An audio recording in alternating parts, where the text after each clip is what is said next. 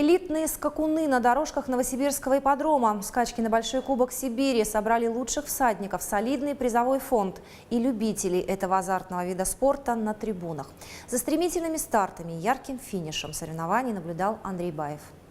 Первый заезд этих соревнований на Кубок губернатора Новосибирской области. Призовой фонд 250 тысяч рублей. Проходит уже в 11-й раз. Обязательно условия – лошади орловской породы. Кроме орловской, участвуют скакуны русской рысистой и американской стандарт-бредной пород.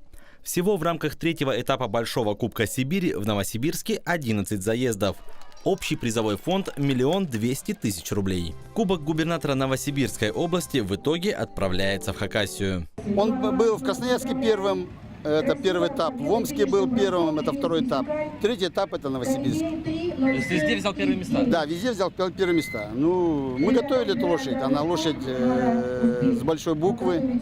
Может быть, и в 100 лет рождается одна такая лошадь. Это просто повезло нам с этой лошадью. Между заездами показательные выступления, своеобразное фигурное катание на лошадях.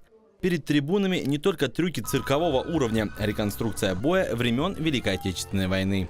Мы сегодня рассказываем о том, как Новосибирский ипподром участвовал в войне Великой Отечественной, о том, как уходили на фронт люди отсюда, также на конях, в том числе и кони тоже. Мы будем представлять джигитовку и рассказывать как раз-таки об истории ипподрома. Развитие конного спорта, говорят в Минсельхозе региона, задача приоритетная. Сегодня Новосибирский ипподром – это обустроенная всепогодная беговая дорожка. Лошадь – это действительно самое красивое, грандиозное животное.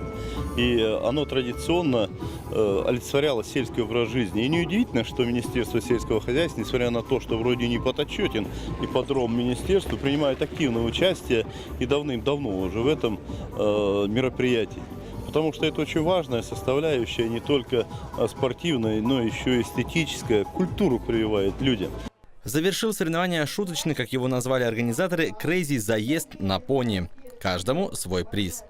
Андрей Баев, Константин Менин, Новости ОТС.